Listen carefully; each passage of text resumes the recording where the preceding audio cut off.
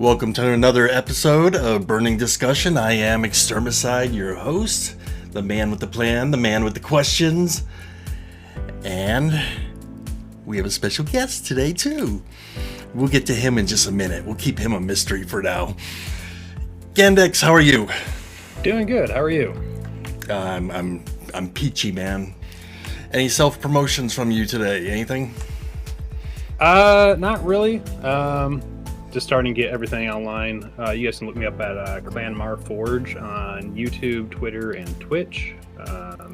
That's pretty much where I'm going to be posting material. But right now it's just kind of slow going until we get a little closer to alpha. Gotcha.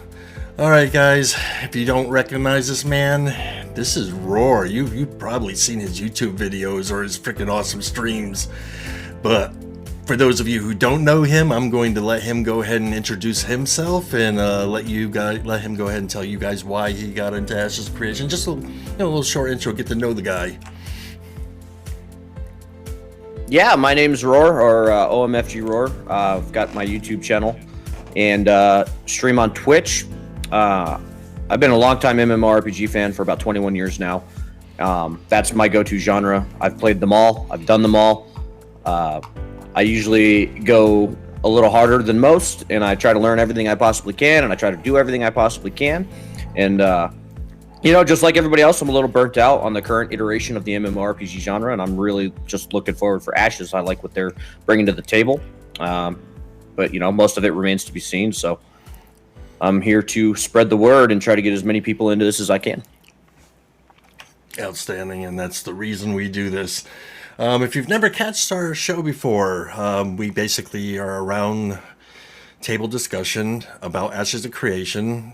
The questions are put on the table pretty much by me, and these guys are usually blind and don't know what's coming up or anything, or even the topic for the day. And we like to keep it that way because it just makes everything a nice mystery. But I urge these guys to really speak their mind tonight because the subject matter is something that's not totally overwhelming. It's simply covered. It's been covered before. But I'm going to ask some questions that have never been asked before by anyone concerning this particular topic. So I want you guys to be honest, even if your honest opinion about something is not the popular, in popular favor.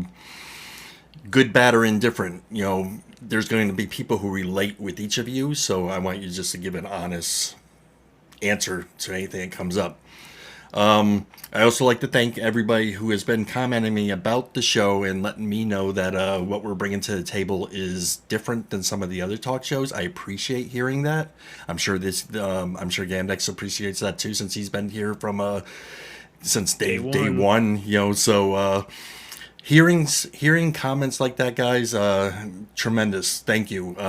Much appreciated. And we'll try to stay with that formula and just keep trying to bring some more content out. We can only bring to the table what Intrepid pretty much releases to us. But it doesn't mean that sometimes we can't theory craft a little bit or ask the questions that some people are afraid to ask. And with that said, keep in mind that a lot of the information we're providing to you right now is as it is provided to us from alpha footage of the game, from alpha statements, from Intrepid themselves.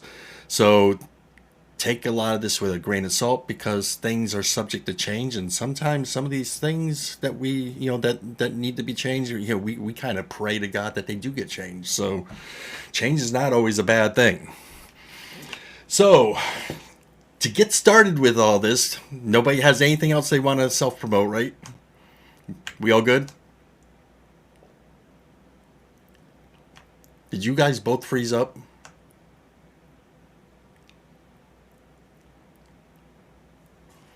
All right. I have a technical issue here because I see both you.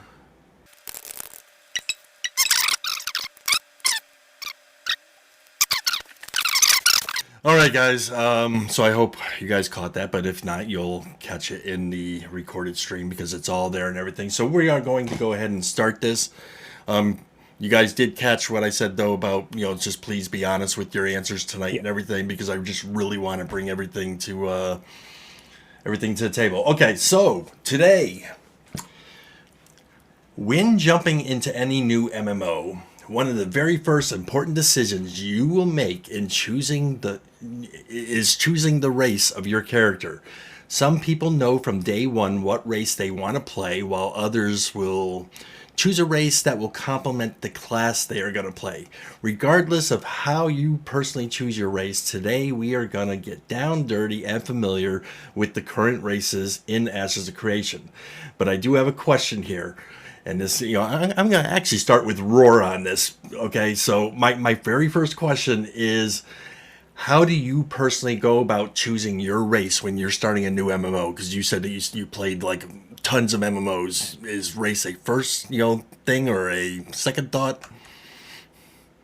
It's a good question. Actually, when I was younger and more competitive, I tried to really be sweaty about these sort of things. And, I wanted to be the top tier content pusher and I wanted to be the first one to get stuff done. So if a race in any MMORPG had racial racial passives that would provide a combat bonus, sorry about that, then I would choose that.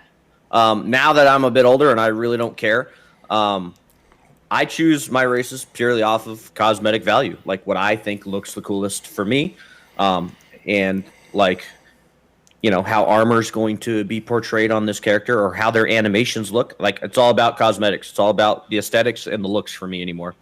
We've come to know that in most MMOs, if races have inherent passives or anything that they're going to make them stronger for this, that, or the other, like it's usually pretty balanced. So if you're not the top tier 1% player that's going to be these world first content pushers or the absolute best in PvP, like then it doesn't apply to me because I'm not one of those players. So for me, it's purely cosmetic. All right, Ghandex, that's same. I have to agree. It depends on the game, but most of the time I go for the aesthetic pleasure of do I want to look at a nice looking character. I want that character to embody my vision rather than what a stat line says. Because 9 times out of 10, those stat lines have a very minor impact, overall. So I agree with Roar on Agreed. that. It's cosmetic value for the most part for me. Sometimes it's a flavor aspect. Like we don't know enough about the detail for the different races yet for me to give a good evaluation, but so that might play in, impact on my decision is just some of the flavor text that they might have. Gotcha. For me, I personally, I usually know what class I want to play before I know what race I want to play. And then usually I base the race on which race is going to benefit that particular class the most. But always I have in the back of my mind a general idea of how I want my character to look. So, and for most MMOs, I tend to stay with something like a warlock type character, or some dark spellcaster and everything. So, despite what race I end up choosing, usually in my mind, this character has like a hood that's hiding most of his face. Anyways, he's just got that mysterious atmosphere about him. But yeah, I usually lean towards class first. So. Like I said, everybody has their own way of doing this, and some people, like in Roar's case, it changes over years. Yeah. All right. It just has to, whatever race I choose, it has to have cool mustache options. That's all I ask. There you go. Yeah, as long as that's something. Okay, so this next part, where I'm going to sit here, and I don't really want to dawdle on this too much, but I'm going to list 10 facts that we know about races in Ashes of Creation. And I just want to, you guys can either just give like a thumbs up, a thumbs down, a yay or a nay or whatever. But if there's something you want to interject, by all means, interject and add whatever you want to add to the comment that I'm making. I want to get a general consensus of how people actually feel about these things, if they even really freaking matter to some extent. But if there are popular choices, if your answers are basically going to tell me if Intrepid is kind of on the right pathway to pleasing a majority of the freaking players. Okay, so I'll start it off with number one. No race will be gender or class locked in Ashes of Creation. However, some classes may work better with certain races, but nothing is enforced. Yeah, and that kind of goes back with the whole certain races are going to have different altered stat line bonuses. So that might apply. And I think that's a great way to do it. I've played things like Final Fantasy XI where there are gender locked races.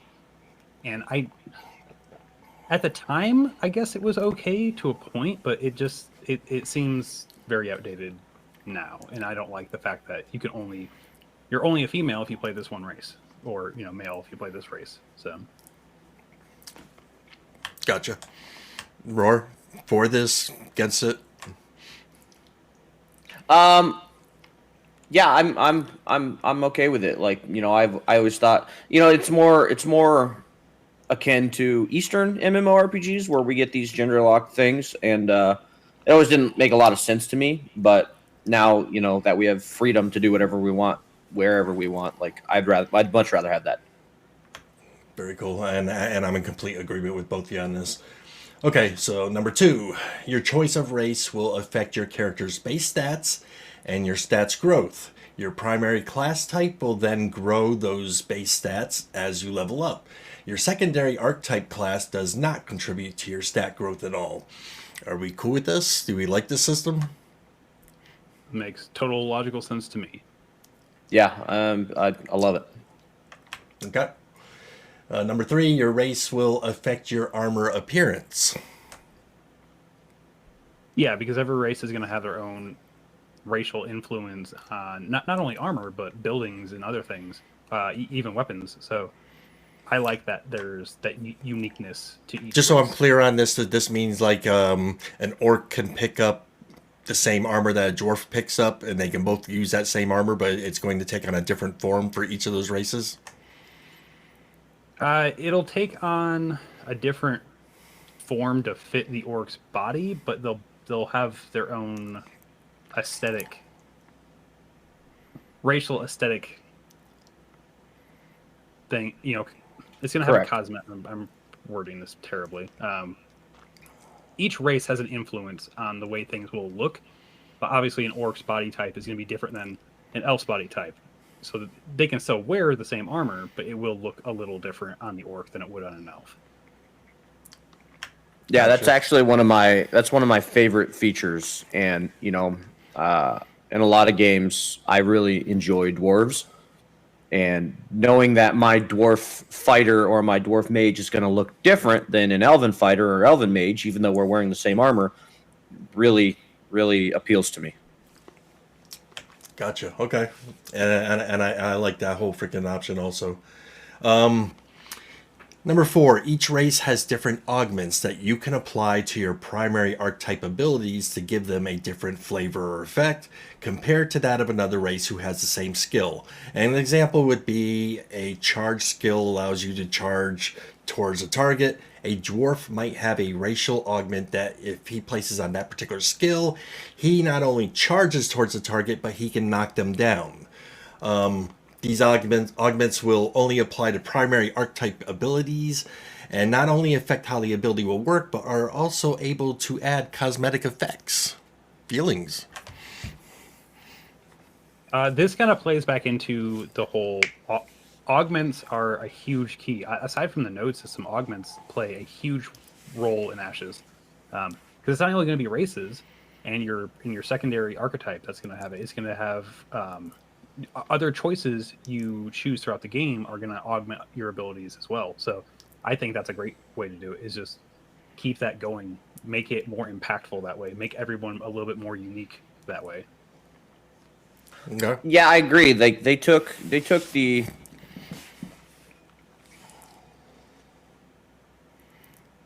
Like they took the whole idea of customization and they kind of ran with it. Like that's what we want. Like World of Warcraft is an example. You know, all your fighter animations are going to look the same. Or warrior animations between all classes, they're all the same. Like all your mage casting animations are all the same. Everything is the same. And being able to, like you said, with the augments, and not only just racial augments that are going to transform your abilities to make you look more dwarven than or more elven than, but like with all the other augments, like Ghandex was saying, with like divine influences or your secondary class augments, it's just there's a lot, and I'm all for that as long as they can actually handle it and balance it out. All right. I'm all for it. Also, I do have a follow-up question to that, though. Do you feel that if Intrepid is not careful, that some of these racial augments could end up being something that's considered overpowered by the Ashes community?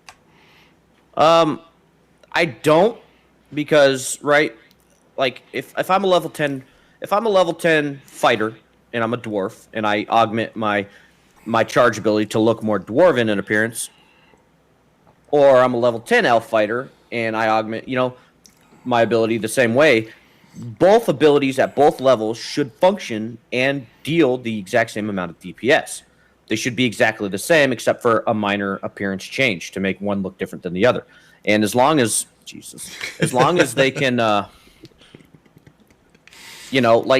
timing, if a dwarf, they need to, if they both hit the same charge ability, they both need to reach the target at the same time. Both their animations need to go off at the same time, and both need to apply their damage at the same time. Right? If there's a delay in this guy's damage versus this guy's damage, even though it's the same ability, then that could create some issues later down the road.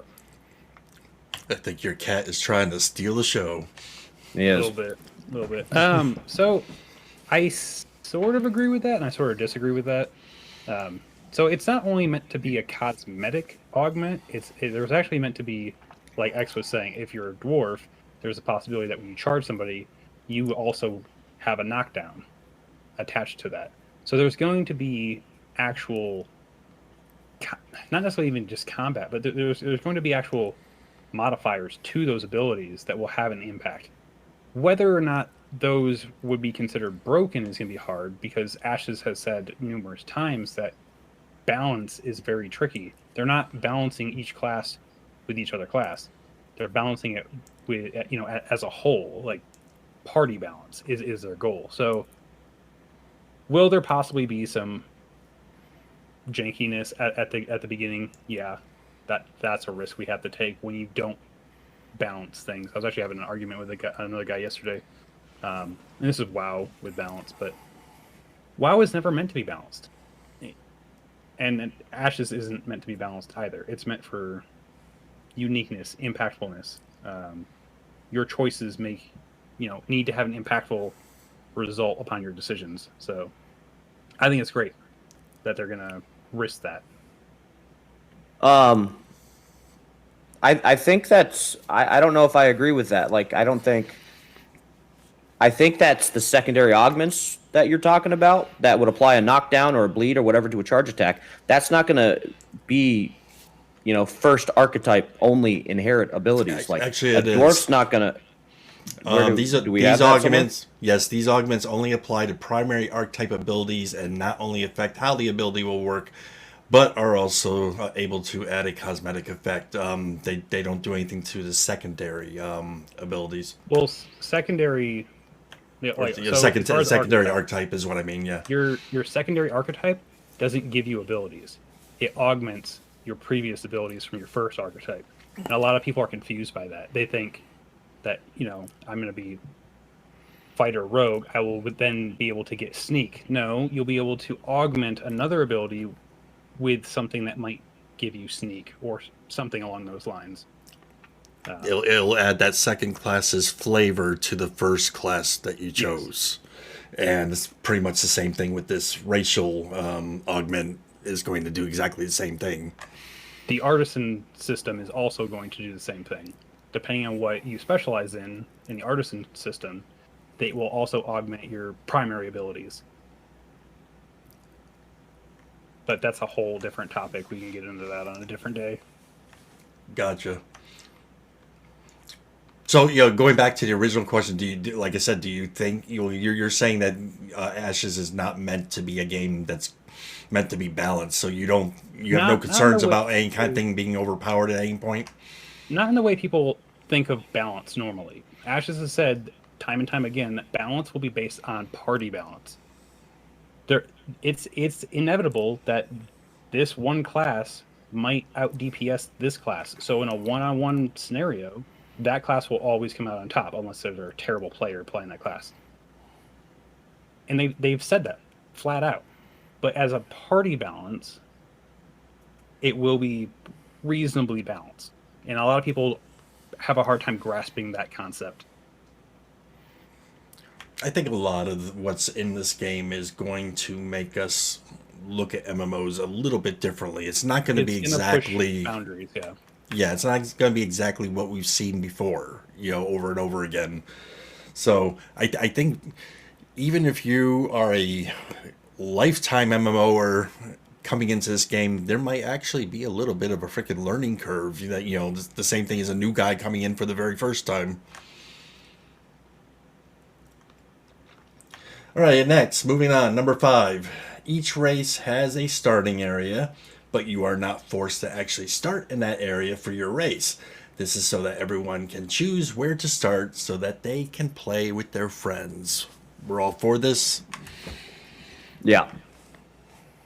Yeah, and to clarify with that, the starting areas are racially influenced. I won't say that that is your race's starting area. It's not going to be like WoW, where humans start here, dwarves start here.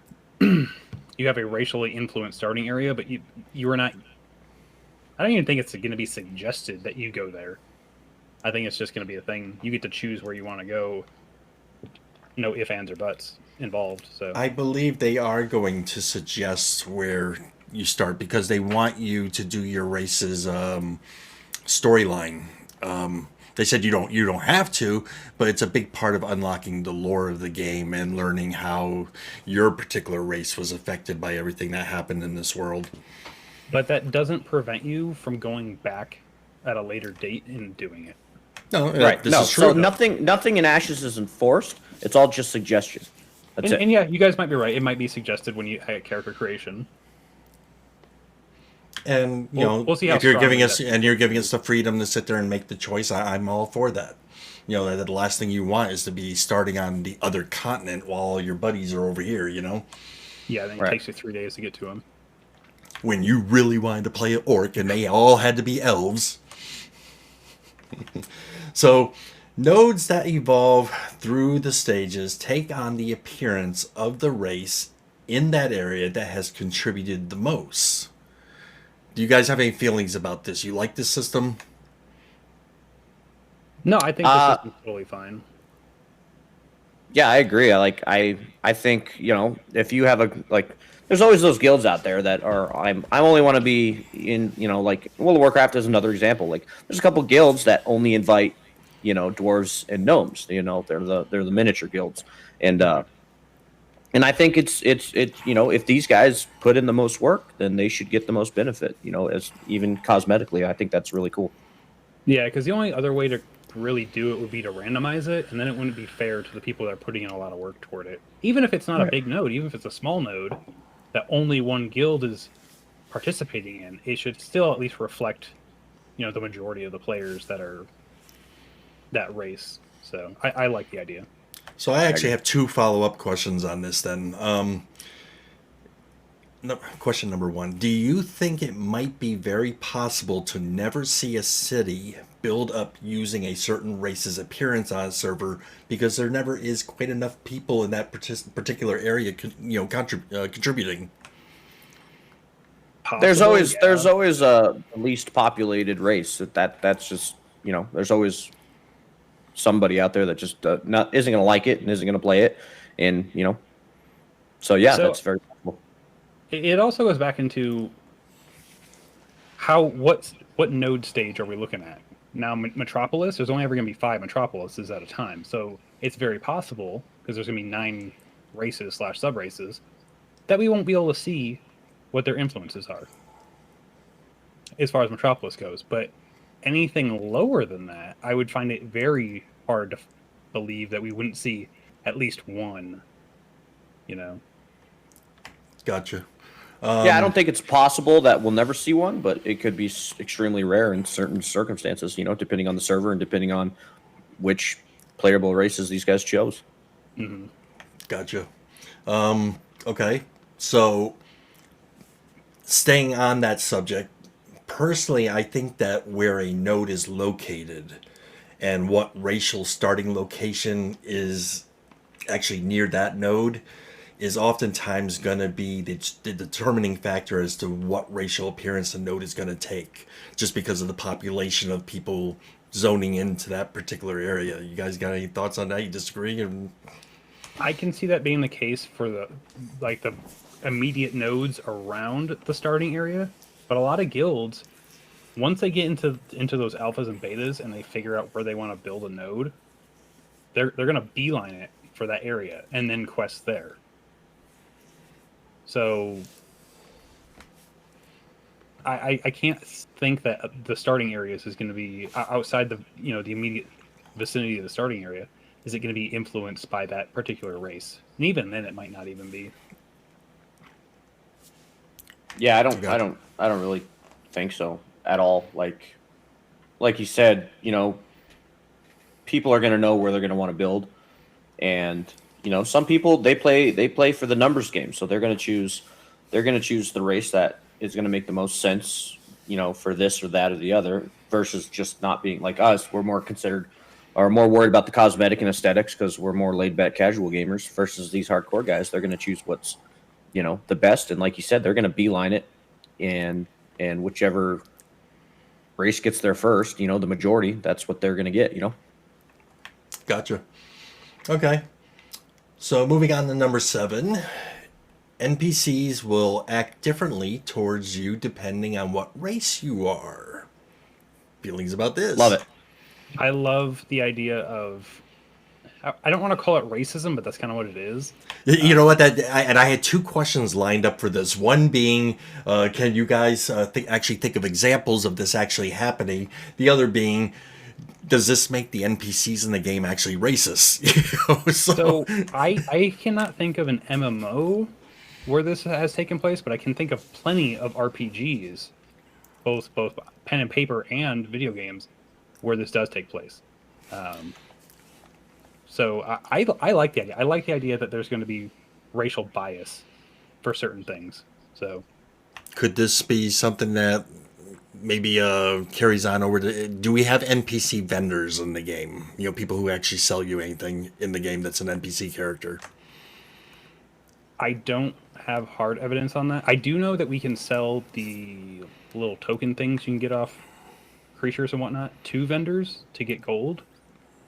But you might be able to buy like basic items, kind of like WoW vendors, where they sell you the very basic items. But you can hire NPC people to work NPCs, yes, for like in your tavern or something. But what I'm wondering if you got someone who actually sells potions or something, but he's an NPC character.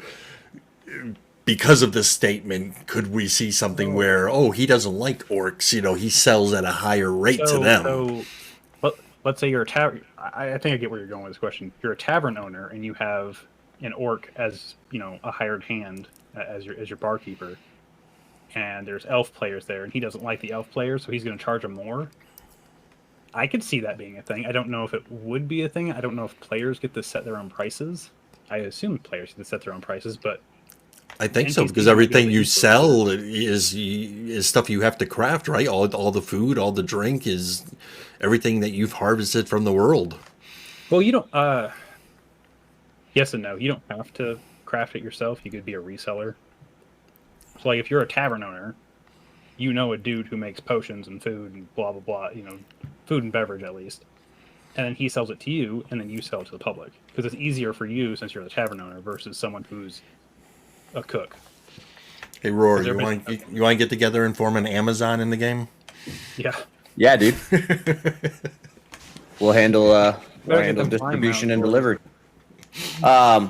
So I don't know about vendors or anything like that, but they have said on many of the interviews that your race will influence like quest lines and stuff. So if you're in this node and this elf guy is giving out a specific quest line and you're an orc, he may not give it to you, or you might have to go through steps to befriend this guy and actually get it from him. And I don't know if you guys ever played original EverQuest, but EverQuest had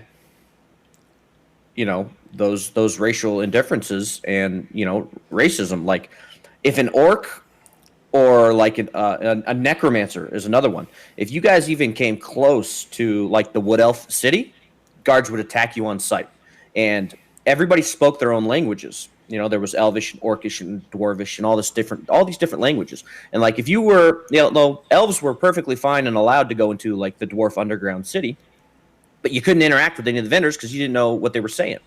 You would literally have to sit down with another player, and that player would have to, because you could go to your little chat box and you can enable what language you wanted your chat to show up in.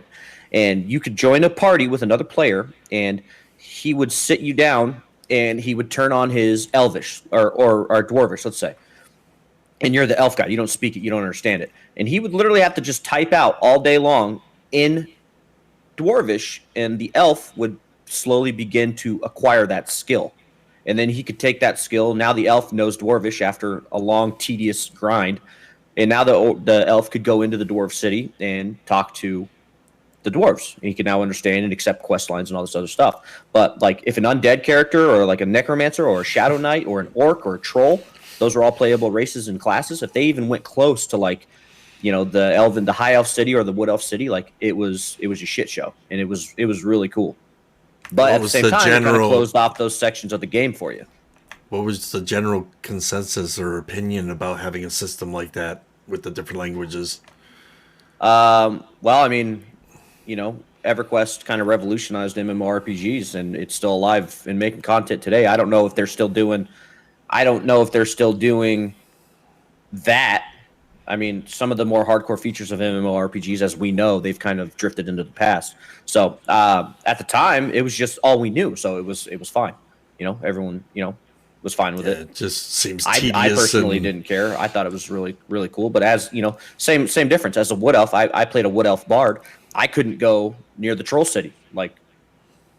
So you would have to find. There were ways to gain reputation and gain standing with these guys and actually get there. Like it wasn't completely impossible. It was a grind to befriend these guys, but it was just a really cool aspect of the game.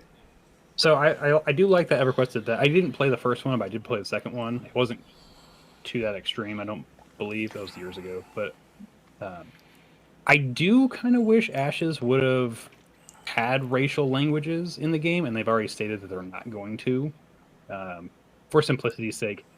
Because the cities are meant to be intermingled, because each world's going to be different. If we had static cities like EverQuest did, right, it would make way more sense. But I think they're making a wise decision not to do that because everything's going to be dynamic and player driven. So Okay. Moving on, number 8. And Roar has already touched base on this, although not confirmed. But maybe since Roar mentioned it, maybe it is.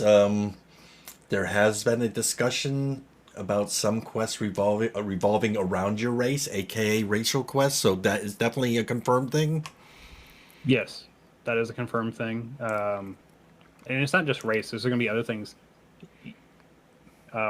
If you're in a divine node, like you're a resident of a divine node, and you're part of the church, you will get those quests specific to you being a resident and being part of the church, being affiliated with that church, that other people can't get unless they're, they follow the same steps as you. Same thing with artisan system. You will get, I'm going to be a blacksmith. I will get blacksmithing quests that won't be available to other people. So I like that individuality they have going on there. Okay.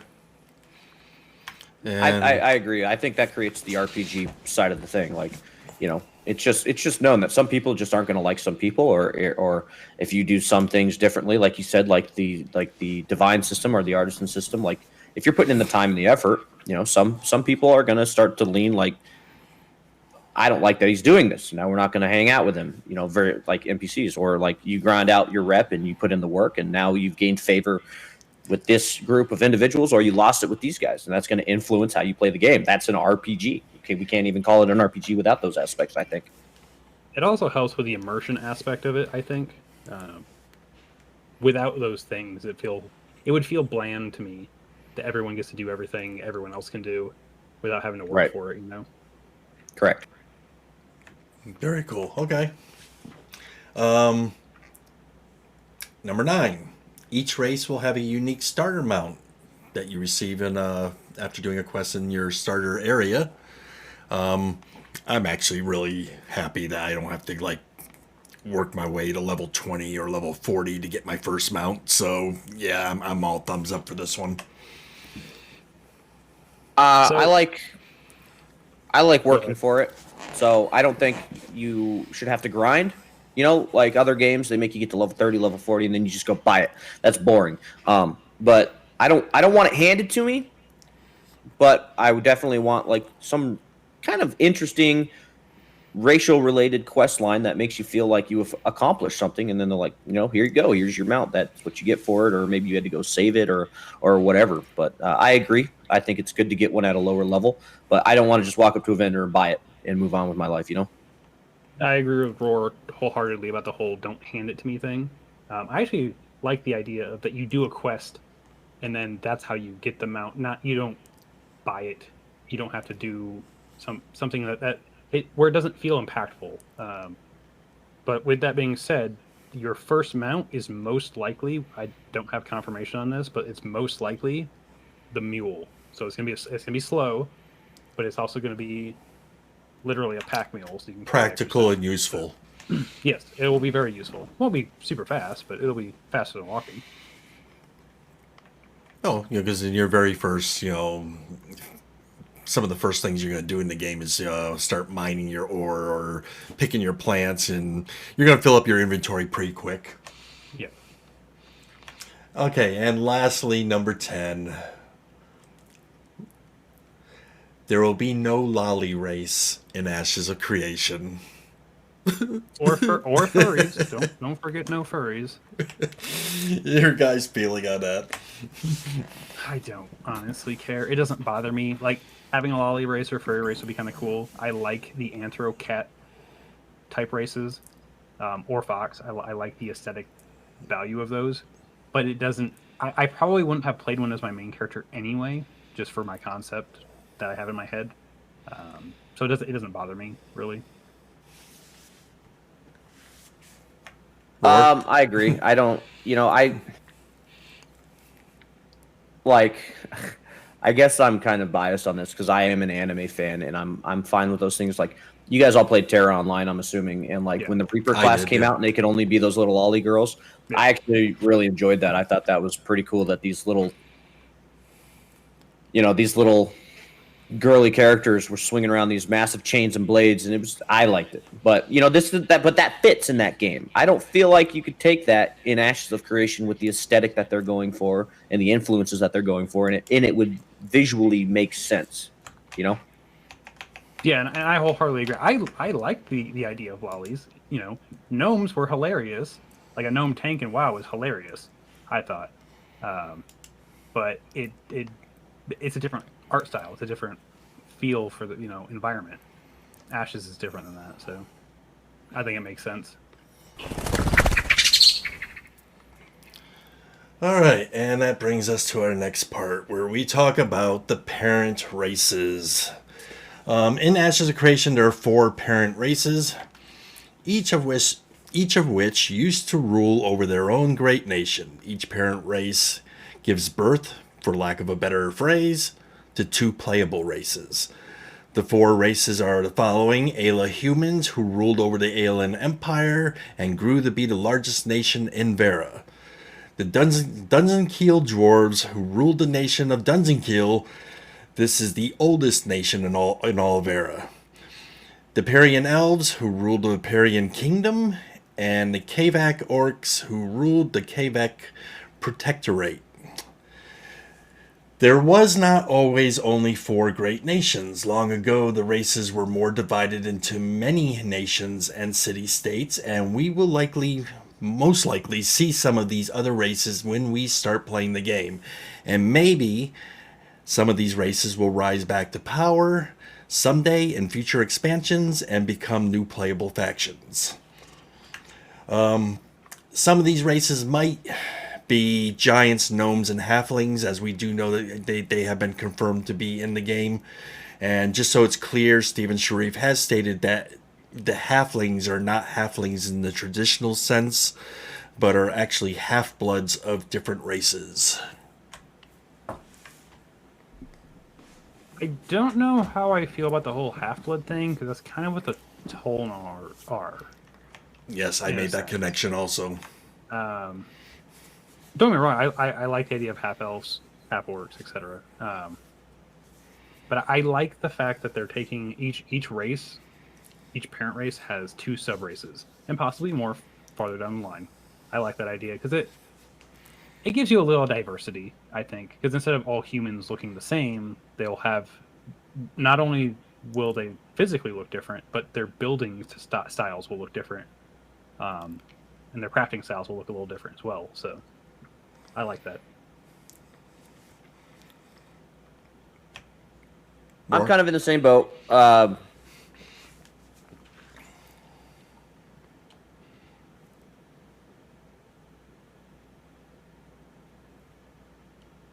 Did you guys freeze up again? Wow.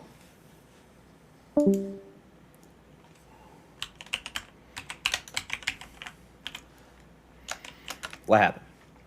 You guys froze again. I see you. Can you hear me? Yeah, I can hear you. I can see you. Crappy Discord decided it wanted to crash on me. It crashed on you. Okay, so yeah, it froze to both of us, and we've never had this happen before, man. Do you ever actually just join a Discord channel and turn on webcams that way, or do you always just do the call? Sorry to talk about this now. We do the call. Usually just do the call, yeah. We've never had issues before. Interesting. Maybe it's me. I've cursed you. No, I don't. Please. It's Sunday night. So Roar was getting ready to comment about this whole thing with the parent races. Oh, you guys didn't hear any of that? No. Oh man.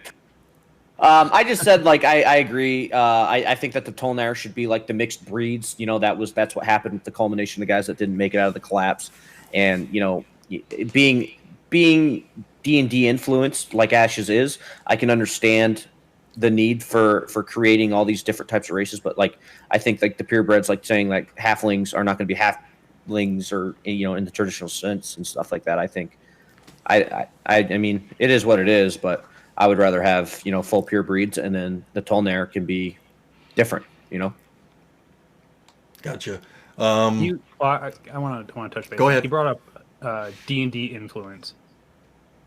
Do you think that the gnomes are going to be more like D&D gnomes, or are they going to be more like WoW gnomes? I hope they're D&D gnomes, because for those of you who don't know, D&D gnomes are 4-foot-ish. They're a little taller than halflings, but shorter than dwarves. Long, crooked nose. That's the general idea of it. Anyway, I lost audio there for Roar.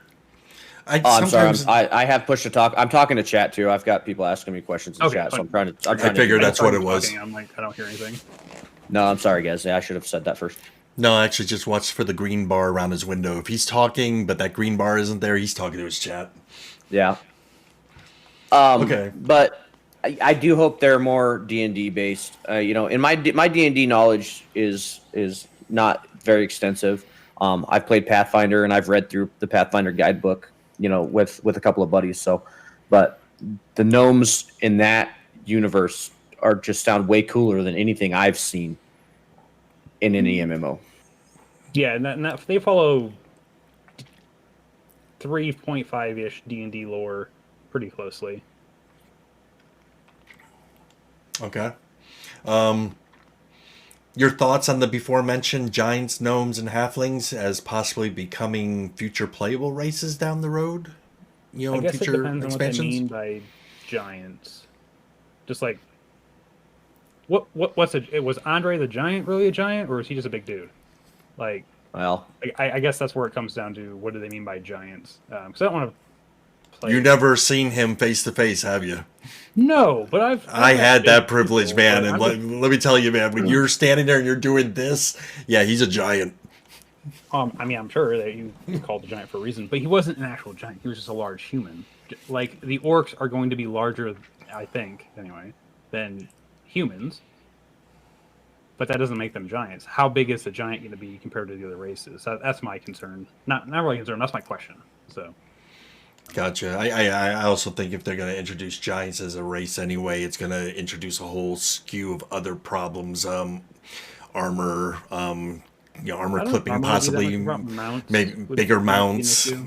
You know, I agree. Like some MMOs have, so like some MMOs have, not like giants in the sense that they're huge, but they have like half giants and they can be larger and stuff like that. And I think those types of things are really cool. But that's going to come down to, I think, Ashes of Creation's character creation and see how much customizability we actually Yeah. have with adjusting, with sliders for adjusting weight and size and length and all that kind of stuff to really see, like, World of Warcraft has a really good, representation of this. Like, a Tauren on his mount can't ride through some doors where a gnome can go just about anywhere, and it messes with stuff, but it's not And we'll like just game have to, breaking. yeah, we'll just have to see. Overall, I do like the idea of adding in new races. okay. Agree. I think they have to. And with that said, I wanted to add this question in because Ghandex actually kind of touched base on how he likes the whole parent system and everything. The question how I originally worded it is, do you feel that maybe, just maybe, Intrepid dropped the ball with this whole parent race system, and maybe instead of doing 2 human races, 2 elven races, 2 orcish races, 2 dwarven races, that maybe it would have been better to introduce into the game 4 other unique playable races? Do we really need 2 of every race, especially considering they are not representing that particular race on opposing factions? Because there's no faction war. So do we really need 2 of everything? I think it's more of a cultural diversity thing because even though that there are 2 human races, they're not the same. They're going to look different. Their buildings are going to look different. Their armor is going to look different. It's more of an aesthetic, culmination between those things. It's going to help with diversity, and I think that's a huge thing nowadays. And I think it makes for a more diverse game and a more interactive game when there's more variety. When everything looks the same, it's boring. So I agree and I disagree.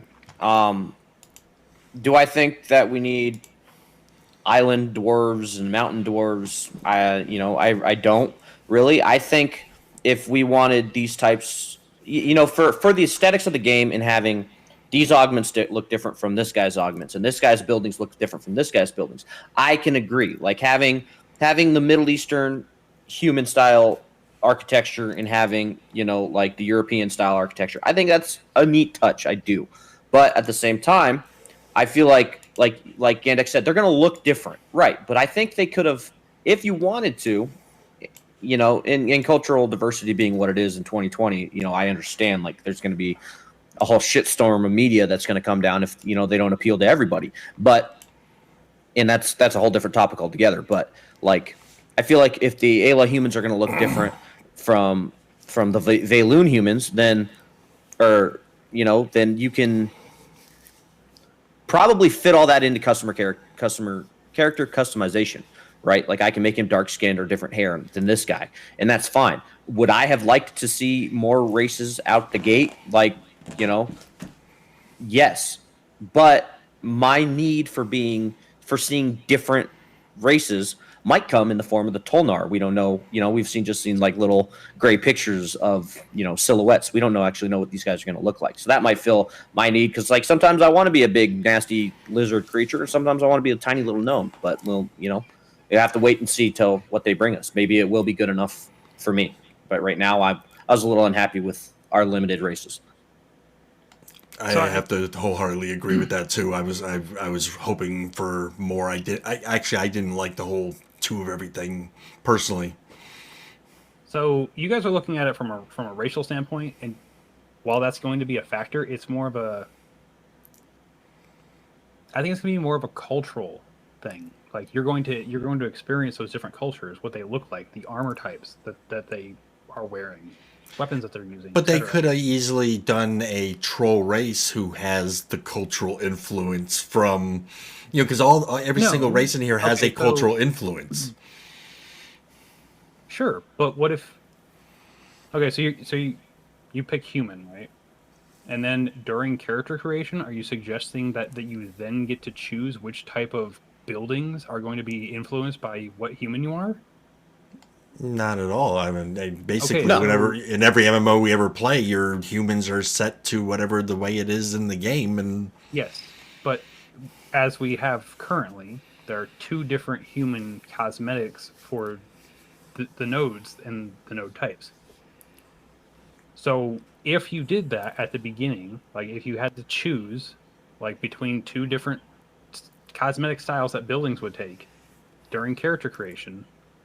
And then you have a guild, or there's a group of people who build up this node. They all look human, but they got 2 different options to choose from. So how are you going to tell which one is going to build this building differently than someone else? I think we're digging into that. I think we're digging into it a little too much. She just asked, what our thoughts were, and that's just hypothetical thoughts. I'm not saying that I'm a game designer and you could have done it this way or the other. All I was saying in my line of thinking is that I would have liked to seen more races, and I appreciate the cultural aesthetics to their buildings and whatnot. And like I said, as far not in this just like you said, you're digging a hole, but for racial appearance only, I feel like they could have very easily thrown all racial only character aesthetics into one character creation. Now, if you want to talk about how they're going to apply architectural settings, armor settings, and all that to that's a whole nother thing. I was just saying, he just asked what we thought about, what we're going to have access to at launch. And me personally, I don't think I need 2 humans, 2 dwarves, 2 orcs. I would have liked to see more variety of, the fantasy races that we've all come to know and love. You know what I mean?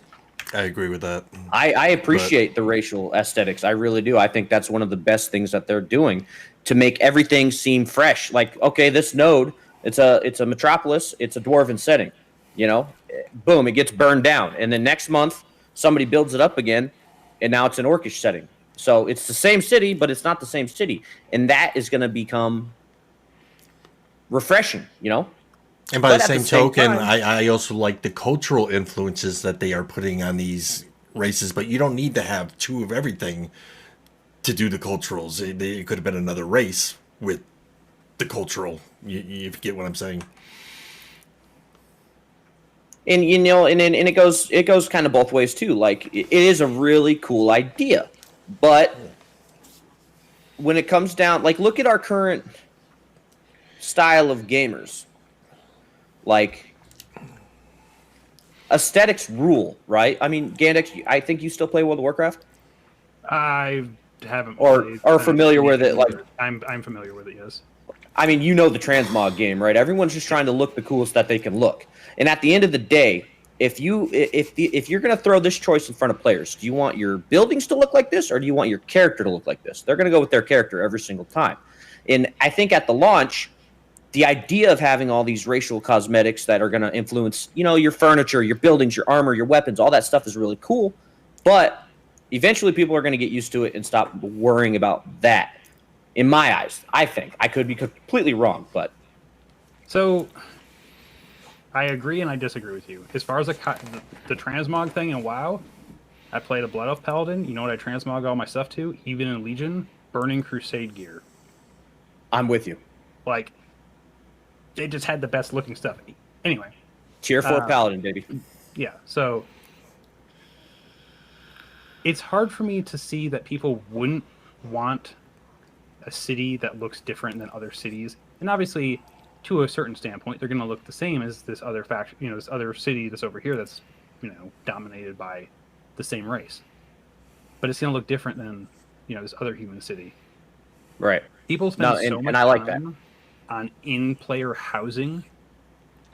They spend so much time on in-player housing where they get to set everything. They spend so much time with all the little details. I see this being a huge thing. Even with the cities. City management is going to be a huge thing. And I guarantee mayors are going to get complaints up the ass. Oh, yeah. About just, I don't like where this is at. You need to move it here. And, and there's only so much they can do. But still, I can see them getting complaints all the time about the aesthetic value of their city. All right. Let me pull this all back in because, believe it or not, we've already hit our 1 hour mark, and we got a lot more to cover. Right, so let's do it. So with the rest of the questions and everything, let's kind of be a little bit more brief on our answers. We don't have to get into big, strong debates about them and everything. But we're going to jump into the playable races now. The Ashes Creation will offer the 9 playable races. Each playable race in the game evolved from one of the parent races we just talked about. The only exception is the Tonar race, whom we'll talk about later because they are a little bit more complicated. Each playable race in the game has 3 racial keys. A racial key, as far as I am aware, is nothing more than a word that describes the beliefs of that race. For example, the Kalar have the following racial keys: build, order, and civilization. Is there more to racial keys than I'm aware of, or are racial keys nothing more than pseudo descriptions? I don't believe we've given information, or we've received information about that yet. I can speculate if you want me to on what they mean, but As long as you keep it brief, yeah, sure. So I think some of those are going to go toward city management, city style, something like that, along with those racial augments on your abilities. I think that those keywords are going to play an effect on what those augments are, but I don't know. Yeah, I agree. Okay. All right. So let's take a look at the actual characters for the human Ayla humans. Their first one is the Kalars. The Kalar are the more traditional humans that we've usually seen in MMOs. Their racial keys are build, order, and civilization, as I just said, and are the foundational principles of the Kalar. Their empire in the old world spanned the largest of all, and they plan to do the same in this world. Extremely loyal to their roots, the Kalar will rise to the challenge. Their cultural influence is Anglo-European. Their architectural influence is French medieval. And I'm actually showing a slide of that right now. It's from that video that I linked to you guys yesterday. But any thoughts on this race? Do you like the look of the race? Do you like their architectural influence, looks, and everything? Yeah, I mean, overall, I don't have a complaint about really any of the races. I mean, overall, I like all of them. So. I only have one question about this. Okay, so with this particular race, I see this race possibly being a popular choice for players who just associate better to being a typical human player. However, I am hard pressed to think of anything that makes the Kalar stand out amongst the other races. So I mean, help me out a little bit on this. This can't possibly be a race where the only good attribute is how good that they look. What can Intrepid bring to the table that make the Kalar stand out differently compared to the other races in the game? I don't really think they could bring anything. Like, in humans in every MMO, they're always just kind of, in my opinion, meh. Like, they're there for the players that don't want to be super short or super tall or have tusks and horns and fur and all that. They just want to be, normal humans, and that's the most basic, because we're not all like high fantasy, RPG players, and they have to fit that niche, right? Humans in every game are just, they have pretty bland body types, armor styles, like look at the housing in the background, like, looks like they're straight out of The Witcher or something like that. It's really hard to spruce up something that's modeled after our own image. You know what I mean? Actually, that's a really good answer. Okay. You got anything to add to that, Ghandex? So, while I had a buddy of mine say this a long time ago, it's like, if I'm going to play a fantasy game, why am I going to play a human? Exactly. Human. So, I understand where Roar is coming from with this, but at the same time, some people want to have that King Arthur-esque, theme going on with their character conception, and I think that's where the Kalar come into play. Like I said, man, you got to fill that niche, right? All right, moving on. We got the Valoon. The Valoon were forged in the heat of the desert and came out anew. Their racial keys are trade, law, and hardship. Through focusing on trade, the Valoon became the wealthiest empire in the land. They are no stranger to the idea of kill or be killed, whether it be beasts or harsh desert. Beasts in the harsh desert or snakes in the marketplace. Their cultural influence is Middle Eastern and slash African. I really like the way this race looks. It's very Persian, like, for me. That's what comes to mind, is Persian style,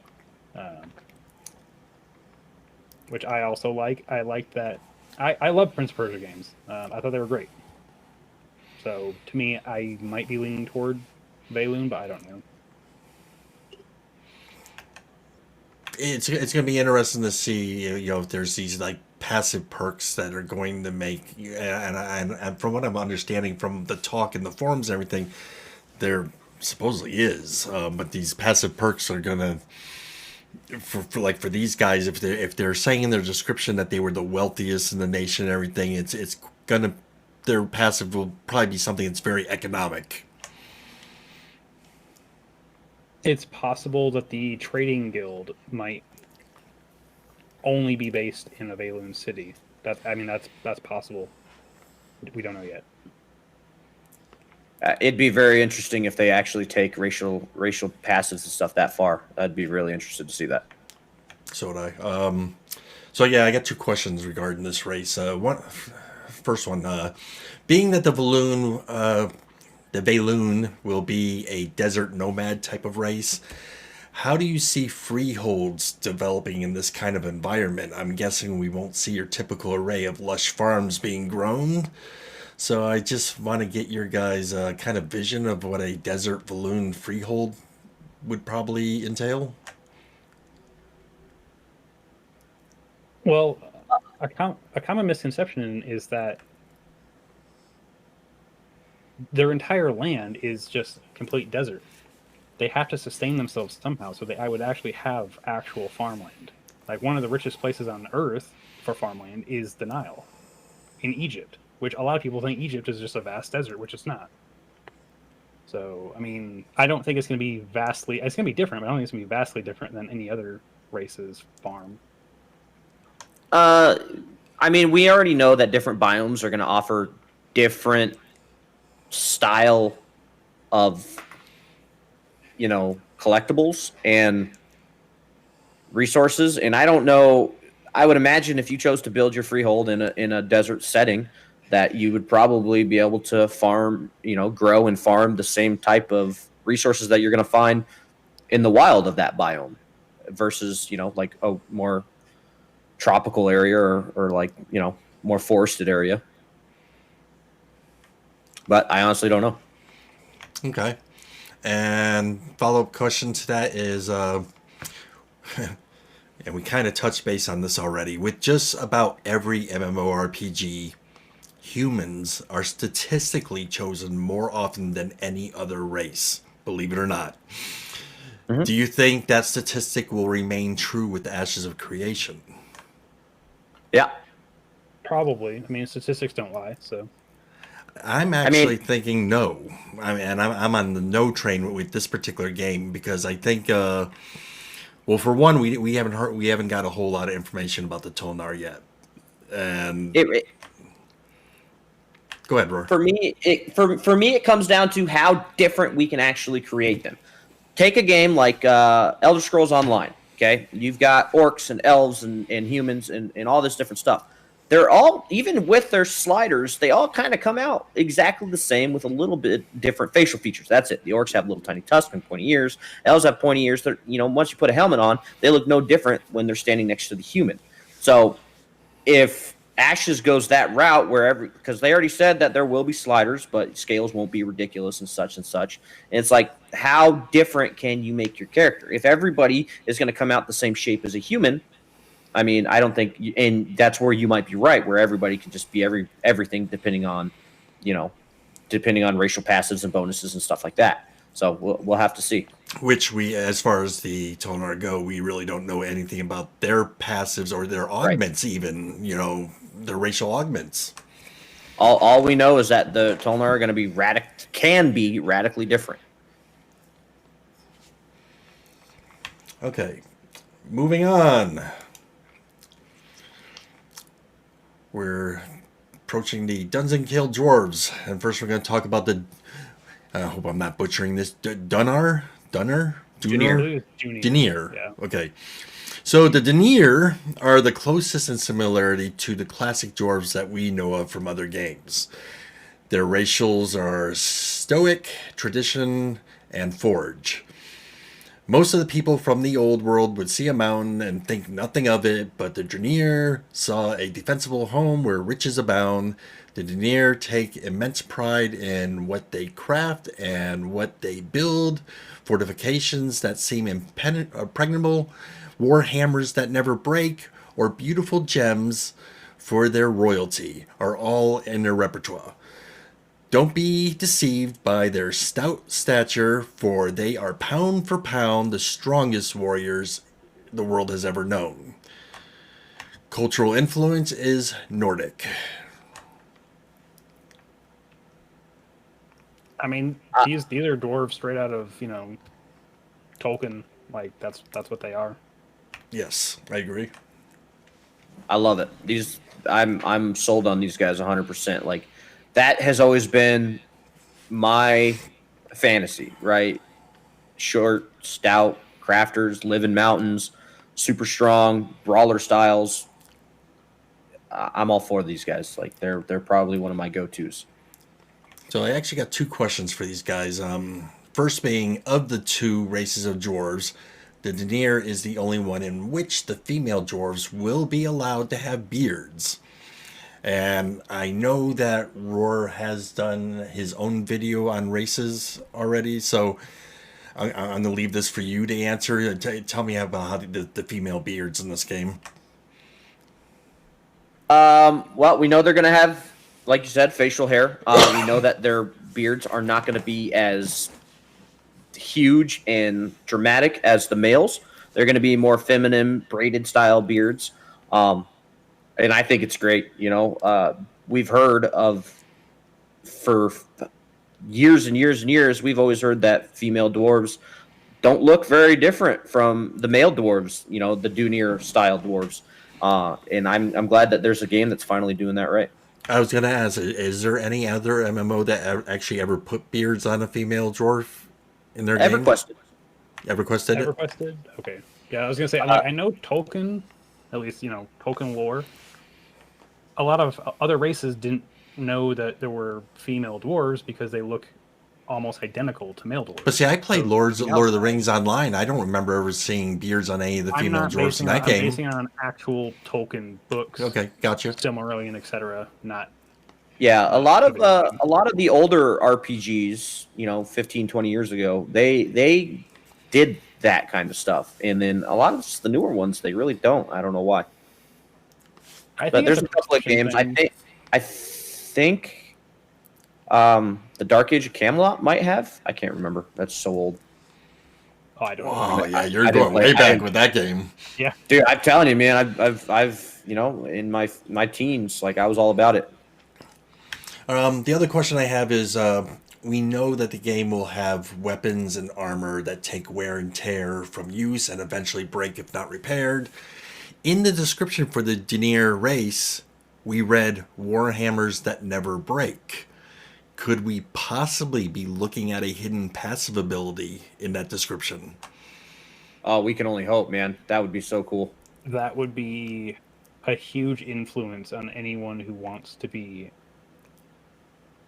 I'm going to say blacksmith or weaponsmith or armorsmith, one of the types. I'm not sure where they're going with those yet, but it does say in their, in their. And it's very specific. It's not saying keywords. like weapons that never break. It's saying warhammers that never break. I mean, it could be warhammers, but on their keywords, it does say forge. And I already know that. I've known this from the get-go that I will be a blacksmith of some kind. I mean, I don't play dwarves. I might be forced to play one. I think that like they talk about them being excellent crafters. They talk about forge being part of their whole thing here in that little line. Warhammers. I mean that would, if they had some sort of like high cooldown, they can make one a week. That would allow you to sell it for high markups. I think that is a beautiful idea. I agree. I hope it gets implemented if that's not the actual plans. One a week might be a little too short. But really, yeah, if you think about it, throwing it out there. If you think about it, if it's going to be something that's never going to need to be repaired, it's going to cost a lot to make. It's going to probably take a lot of resources to make, and you're going to sell it for a lot. It might be like an epic recipe that you have to get first before you can even. That's true. Do it. Well, it might not even be a recipe you have to find. It might be a recipe that you have to discover. So. Right. A recipe that's, for the lack of a better term, of putting it gender locked to not gender locked, but racial locked to the dwarves, to the Denier. And that could be a thing. We don't know. All right. I hope. So.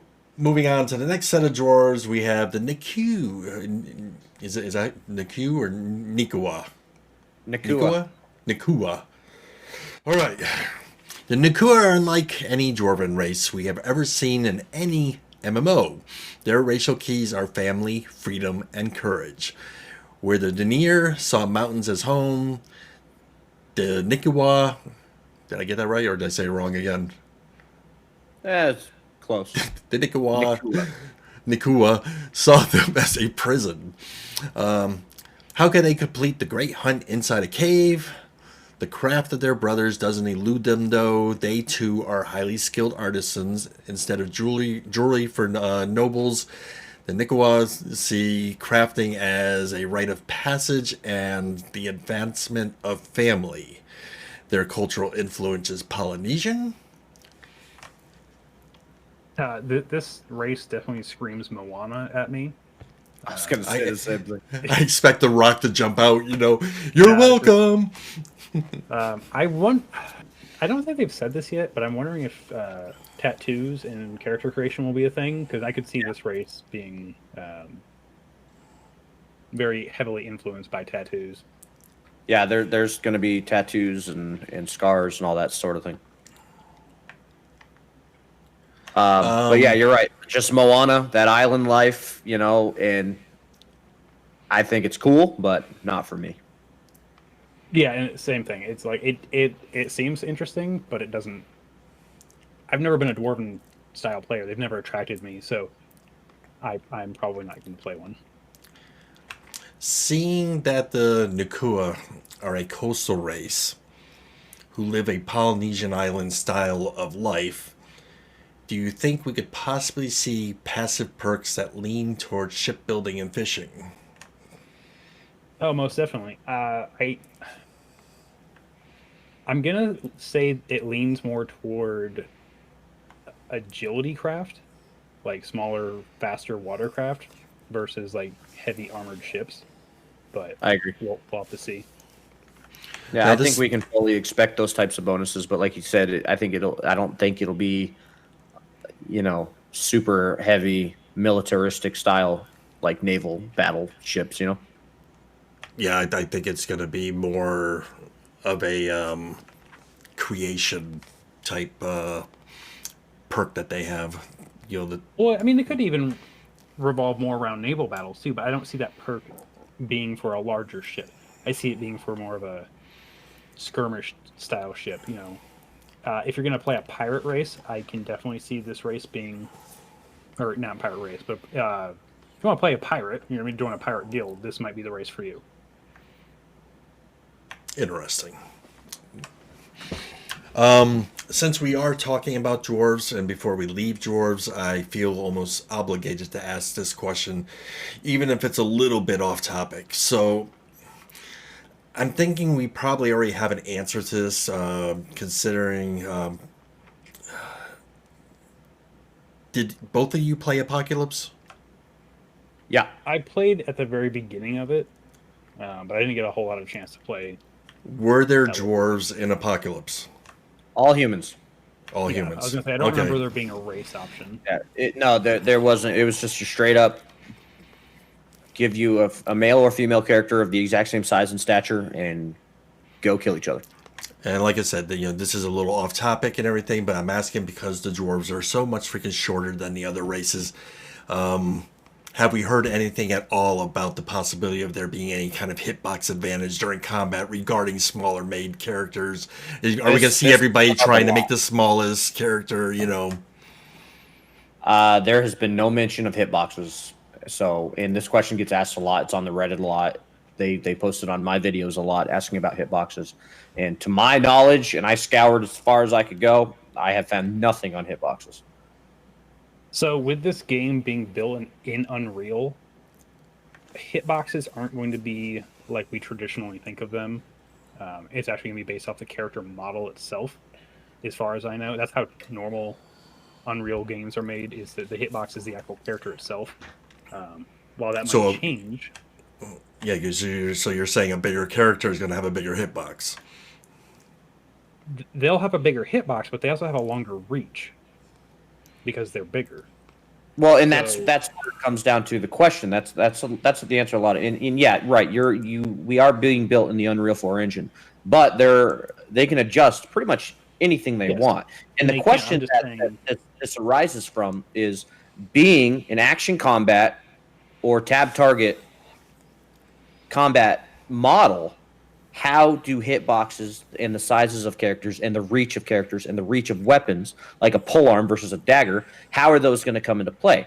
Because we saw in the combat preview that if you all weapons, whether you're in tab target or reticle mode, are going to have a cone of influence where everything in that cone is going to get hit.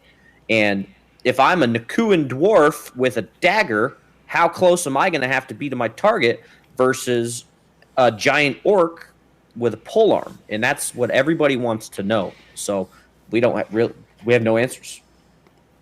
We don't, and we have speculation, and I could go in on this subject. Yeah, I don't like to speculate. Yeah, let's not go too deep into that right now. Like I said, time constraints. So we're going to move on to the elves. And first off, for the elves, we have the Empyrean. The Empyrean will be very similar to what we call the High Elves in most other games. Their racial keys are Imperial pride and culture. Though not as numerous as the human Kalars, the Empyreans are a force to be reckoned with. Elite military forces and a highly structured government. The people of Empiria surely have a plan to recarve their place into this world. Cultural influence is Greco-Roman. So aesthetically, this race is what calls out to me the most. Whether or not I play this race will be determined later on, but aesthetically, this is what's calling out to me. Would that be just because the armor, for that they've shown so far for this character? I don't like rigid lines. I don't like something that's hard edged, like what you see with Kalar. So this, where everything's flowing to a certain degree, it resonates to me personally more. I really like the Greek and Roman architecture. I just really love the look of their buildings. I agree. Like I think they knocked it out of the park with this. They hit that high elf fantasy, like that scene in Lord of the Rings Two Towers where all the dwarves or the elves, I'm sorry, where the elves show up to the Battle of Helm's Deep and they're, super uniformed military style. Like that's exciting, and I think it looks really cool. Um, yeah, I mean, they knocked it out of the park with this one, I think. So Yeah. I got one question concerning this. So their cultural influence is Greco-Roman, which is Greece and Rome. As far as buildings go, have we heard anything about Colosseums being a possible building that a mayor can assign to be built, within a city? Oh, So absolutely. I know with uh, military nodes, there will be an arena type complex. I don't know if it's going to be called a coliseum or not, but same concept that they'll be able to build that's specific to military nodes. Because I'm Right, thinking with the Greek and Rome, a Colosseum. Next thing I'm thinking another PvP area. Yeah, and that's exactly um, what they're for. Well, for military style nodes, that's how the leader is determined. You have to win in that For arena. You have to ranking. be the Yeah. top dog. So, Coliseum arena, style Greco-Roman battles, like old gladiator style battles. I mean, I don't know how far akin to that they're going to go, but like if you want to be the mayor or the leader of that militaristic node, you have to jump into that arena. And you got to beat everybody. So, yeah, they're absolutely going to have that in some aspect or another.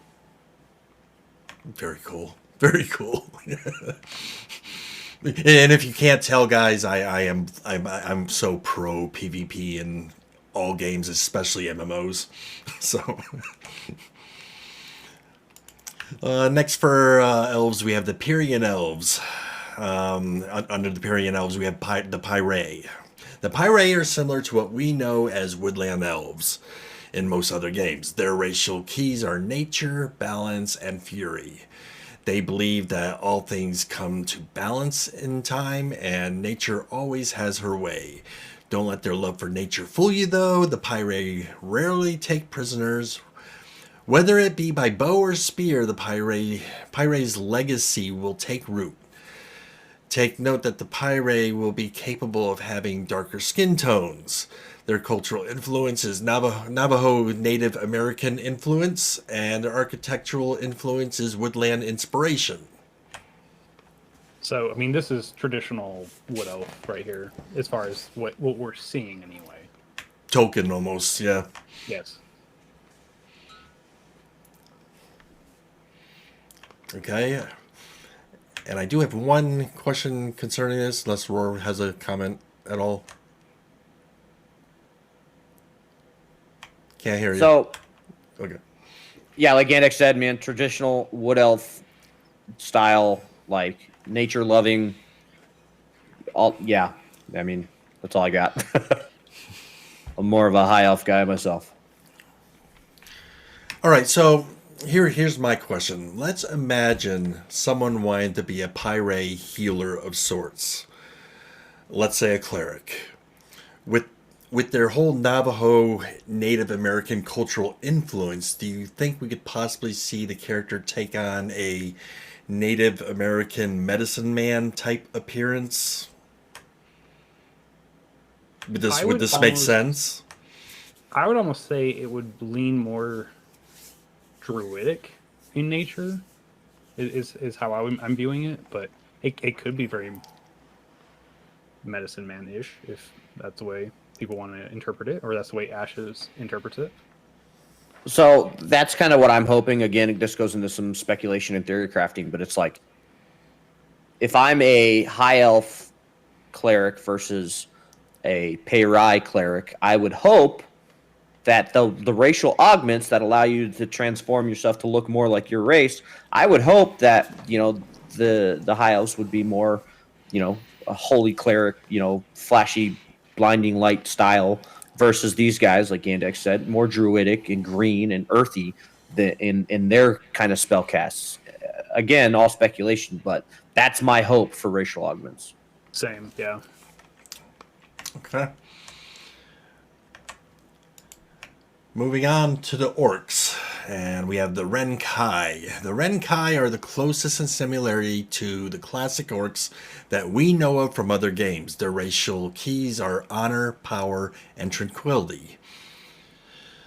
Through staying centered, their power only grows. The Renkai believe in ultimate focus and controlling their immense power. When a Renkai becomes enraged, though, there aren't many men or beasts who can live to tell the tale. Their cultural influence is Japanese. I'm loving the look of these guys. Oh, same. I'm usually not an orc fan unless I'm building one specifically for min-maxing. But these guys actually kind of fill in that. I'm not so sure about like the mossy shoulder pads though. That's my only. This was actually the pre-order pack that I ordered because Yeah, that's one of the skins. I did. I wanted them. These guys. So it's either the Dunir dwarves or these guys straight up. Those are going to be my two choices. I love the description of these guys, and I think they just look super cool. So I got one question regarding these guys. When I view this race, I immediately think fighter or tank. But part of the description reads, through staying centered, their power only grows. My question is, do you guys feel that this power with this particular race is limited to melee type characters, or do you think that being centered with the power that they speak of could also be just as dangerous with spellcaster type classes? That's hard to say. We do know that Ashes has said that certain races might benefit certain classes more than others. So this might benefit melee characters more. Or I'm going to say martial characters more, because I can see a ranger benefiting from their power as well. So the spellcasters might be at a disadvantage with this race, but we don't know. Right. Like I think we have to just wait and see how stats and shit and are actually going to play out, because it's like you said, they look more martial, and I would hate to imagine that when passives and stuff actually get released, that these guys are going to have a passive, a racial passive with a cooldown or whatever that only benefits melee style or martial style physical damage characters. Yeah, I could see it being as more of like a increases overall, ability or a damage like stat, and overall damage stat instead of just like a melee damage stat, something like that. But too early to tell. I actually think that their passive would probably be something that throws them into that enraged mode that was mentioned in the description. That would be really cool. That would be my guess. All right. Next is the other orcs, the Vex.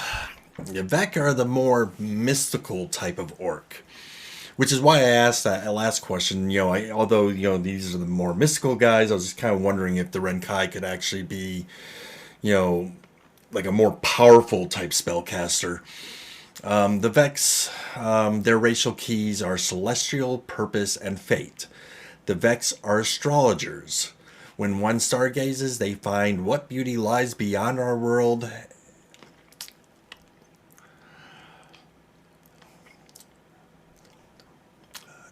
Hold on, I just lost my freaking line I was reading from. They find what beauty lies beyond our world. When the Vex stargaze, they find what fate lies beyond our time. Gotcha. Star maps, numerology, and prophecy are integral parts of each of the Vex life. Great leaders read the heavens and how wars will go, which empires will rise and fall, and the Vex often ask themselves, are we too late? Their cultural influence is Mesoamerican, so just think Aztecs and Incas. Any special thoughts on these guys? So you were asking about that, shamanistic character, the medicine man. I think this is the race that you're going to see more of an influence with that than with the wood elves.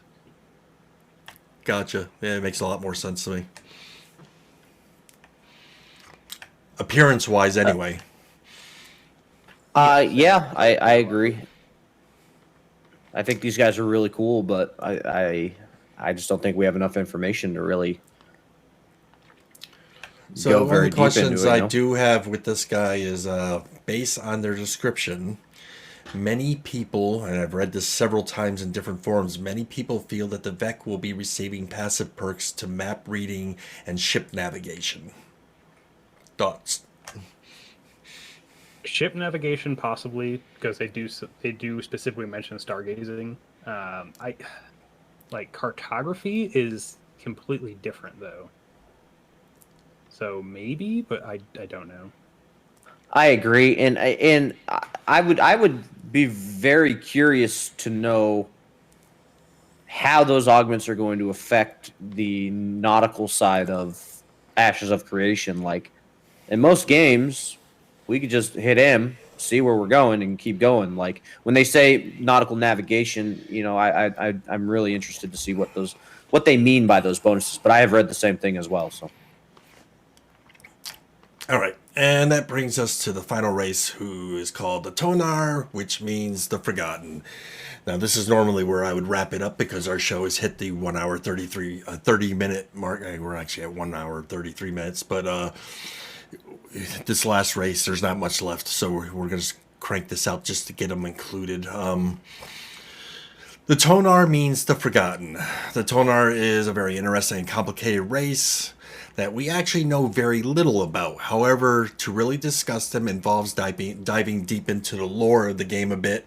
And although we know some of this lore, most of it we do not. Intrepid has done a really good job of keeping lore very secretive. They want you to discover it for yourselves in the game. But to really start diving into the Tonar, we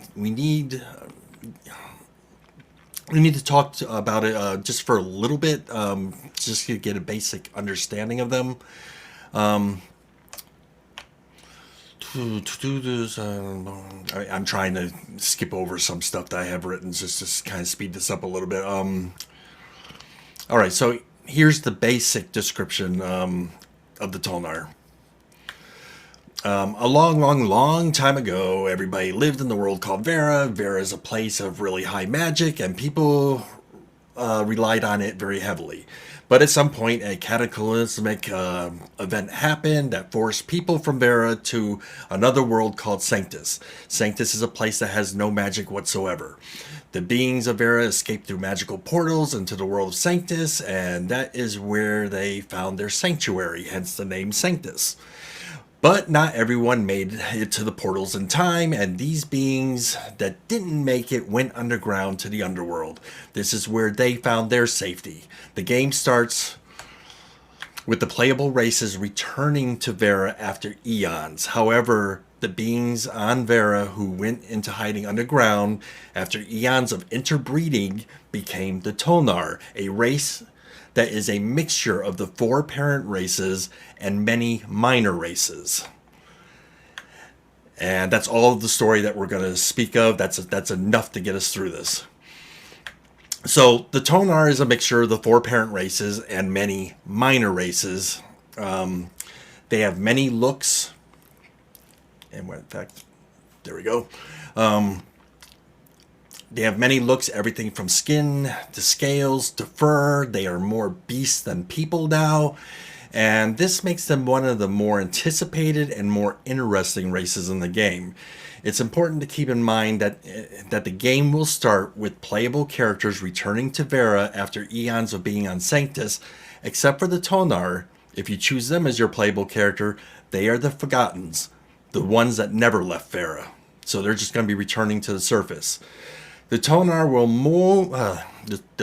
most likely have more character customization options than any other of the races, including dials to adjust their humanoid, reptilian, mammalian, and bestial features. So, with all that out of the way, let's see. I actually have like 4 questions, but I just want to see if you guys have anything you just want to say about the race. It's a great idea. I'm gonna leave it short at that. I agree. Okay. So, with all that out of the way, question number 1. What do you guys find to be the most interesting aspect about the Tonar from what we know so far? That they can be radically different from everything else that I think. Like, we know that they can have snouts and big ears and tails and inverted knees. And this is going to fill a whole different fantasy for a whole lot of different people. Because everything else, even though they're different sizes and shapes, they're all still humanoid, and these guys, if you have the right customization options, standing next to a human, they're going to look 100% different, and I like that. I like that.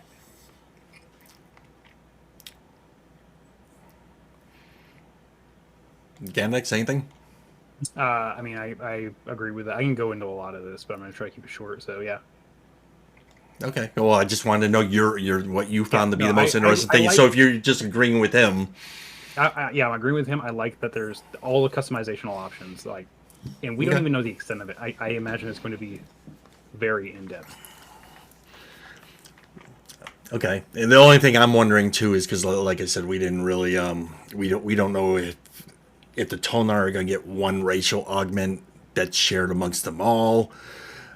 Being that they are a mixture of the 4 parent races, they're all kind of different, so we don't know if there's going to be multiple different augments. Maybe you have to choose one at the beginning of the game when you're creating your Tonar character that you want to implement I think on there's going to be a slider for that leans one way or the other, and then you're going to pick, the animal aspects.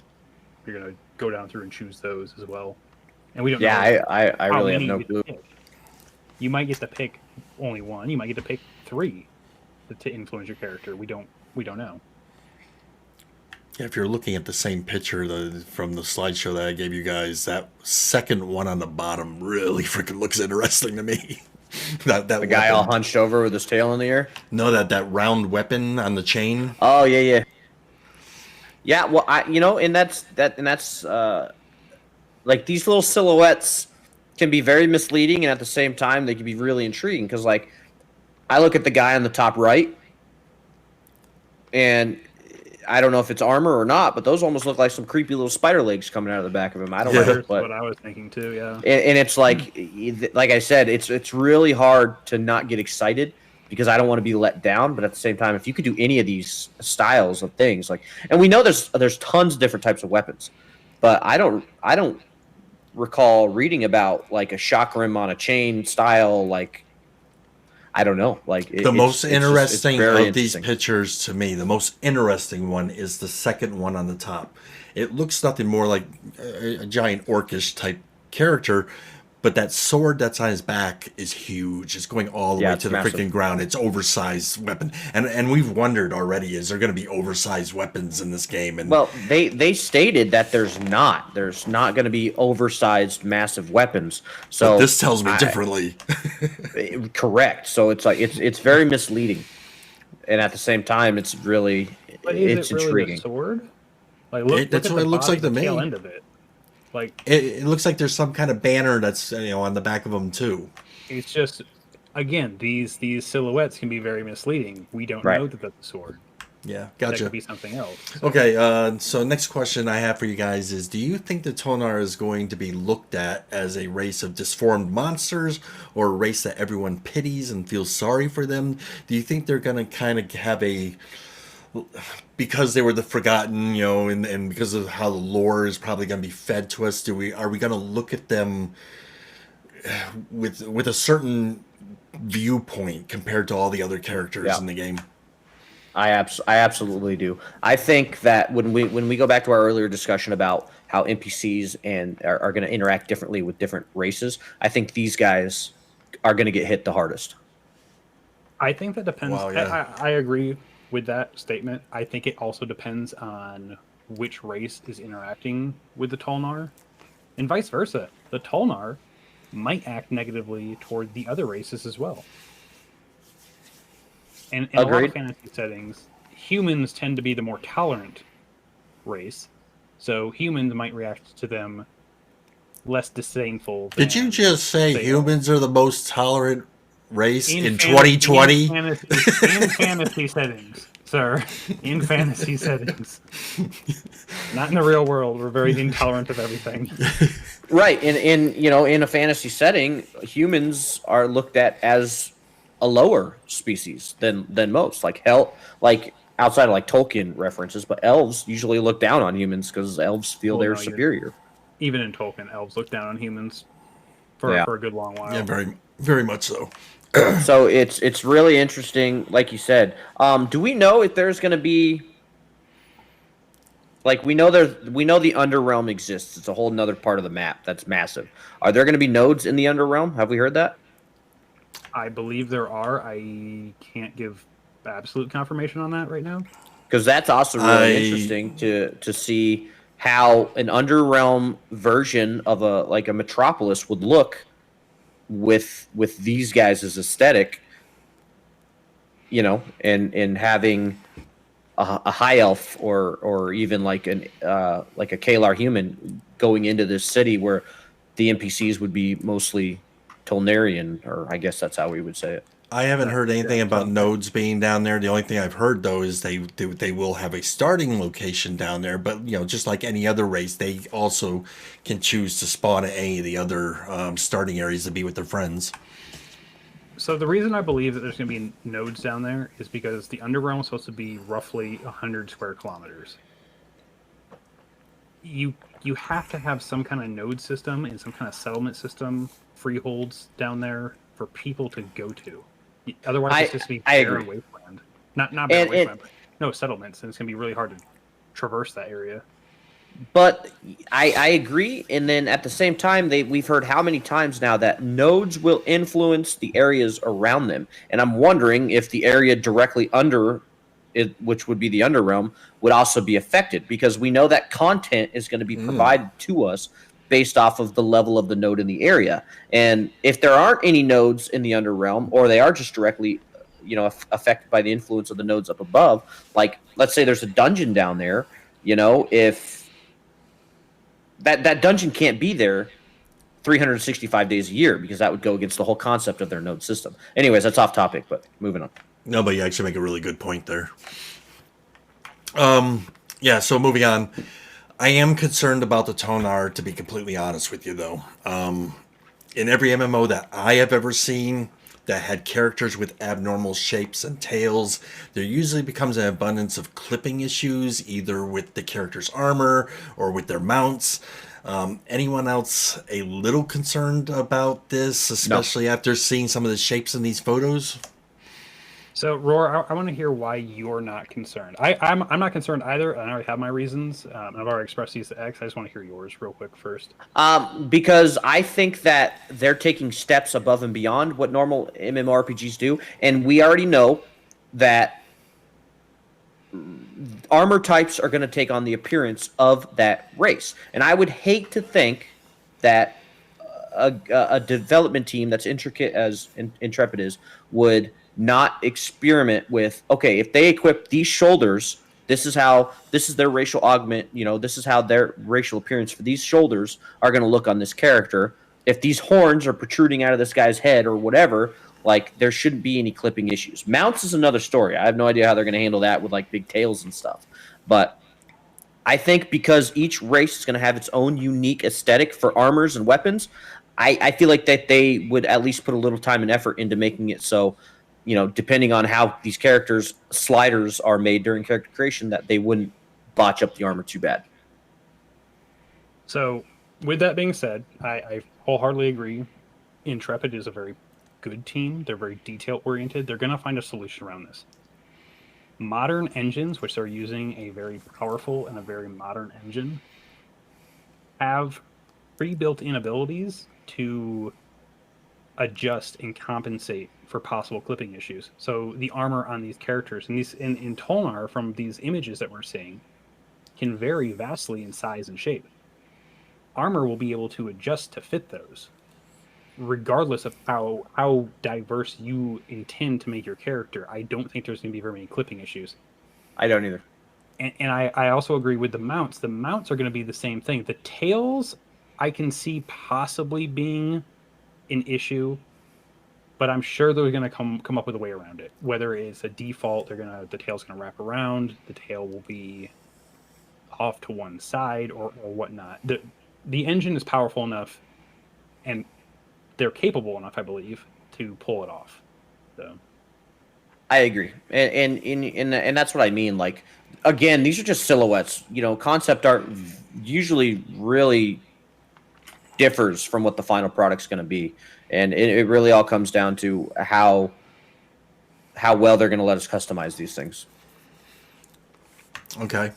So, lore aside, we actually know very little about the Tonar race. We've already stated that. We know nothing of any racial augments or passive abilities about this race. We've already mentioned that.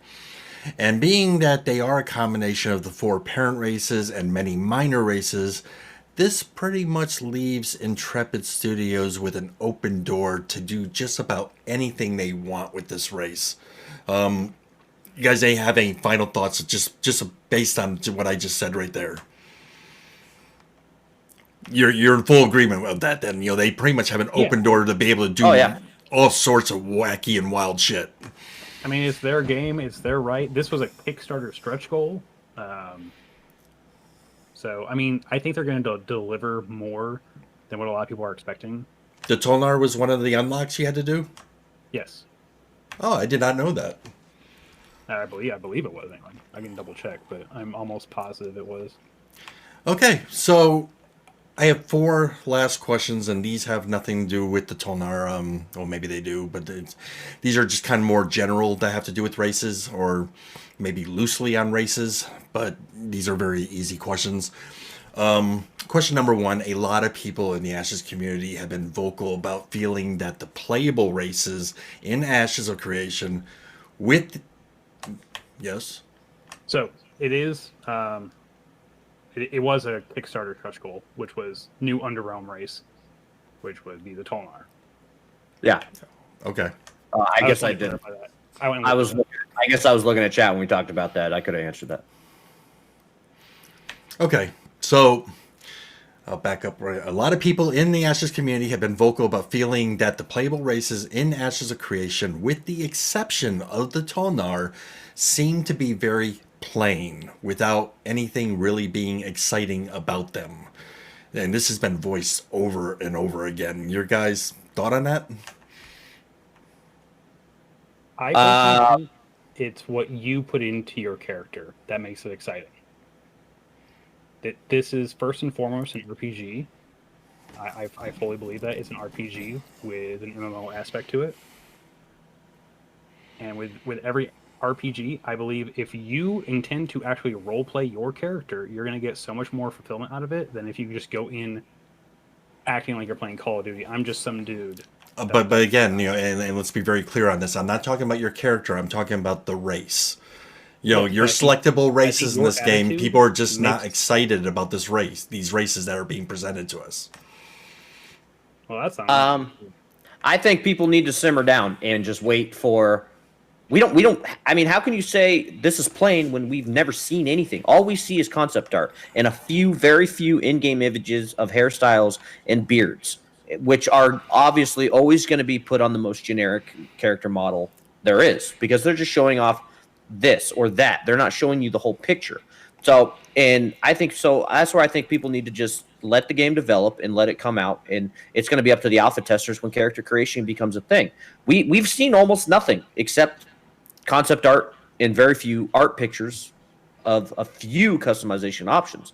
Like, look at some of these pre-order armor models. You know, they are they're awesome. Beautiful. Yeah. And if that's what people are going to be, no one's going to be walking around. I mean, there's always that guy who walks around naked, but everyone's going to be dressed up in armor that's going to cover up their racial attributes anyways. So, you know, and albeit we haven't seen any of these actual models come to life yet, we have seen some of the mounts from the pre-order models or from the pre-order concept art come to life, and they look almost exactly like the pictures. So hopefully these cosmetic armor sets come out too, because that's what you're going to ultimately be wearing. Yeah, one of the words you used in there was generic. So I'm assuming that most of these people are thinking, oh, it's another game that has humans, elves, and dwarves and orcs. You know, it's the same thing we've already played in this game, this game, this game, and this game. And I think that's where the frustration is coming from. They're hoping to see Right. wacky or strange or very interesting new races, which I think is why the Tonar are going to be very popular in this game. I agree. So you, But you, you say you say generic races, and people want new, interesting races. no. I did I say No. generic? You No, did use the word from generic what and X part of was your saying. description, but I meant generic as in the art that they showed us. Like when they posted pictures of those new hairstyles and beards last developer update, they just put them on a generic looking face with no added features. I don't mean like that's what the character's going to look Gotcha. like. They're just showing off the beard. They're not showing off that whole character customization. So Yes. So, that's what I meant. It was just a generic picture, not like a, you know. my mistake. But if people are looking to play some kind of dynamic new race, it doesn't matter what you look at. Everything is going to be humanoid, including the Tolnar. They're humanoid in some shape. They might have, like the one dude might have spider legs on his back or some shit. I don't know. But let's say you're playing Star Trek Online, or an online game. They got space orcs, they got space elves. It's the same shit. It's just what environment you put it into. That's what I go back to with the whole. It's what you make of it. Right. It's what you envision. If you're going into the game with no vision, if you go into an RPG game with no vision about what you want your character to be, it's not going to be a good experience for you. It's going to be very bland. So that's my thought anyway. Well, I mean, there's only so far you can take, races. Like, look at Crowfall. Like, have you guys looked into and played Crowfall at all? I have not played it, but I've seen a couple of videos. So Scotty or Outlaw, Extermicide knows him, actually has a video on his YouTube channel going over the playable races in Crowfall, and they have like centaurs and shit. You can literally be a horseman running around, and that's crazy, and it might work for that game, but a lot of games that's just not going to work for what it's going to be. So, I mean, you're right. You just what you put into it is what you're going to get out of it, and you're just going to have to go in with an open mind, I think. Okay. This next question, I almost didn't include it, but I'm glad I did. We live in a real world where in today's time, we are striving to eliminate racism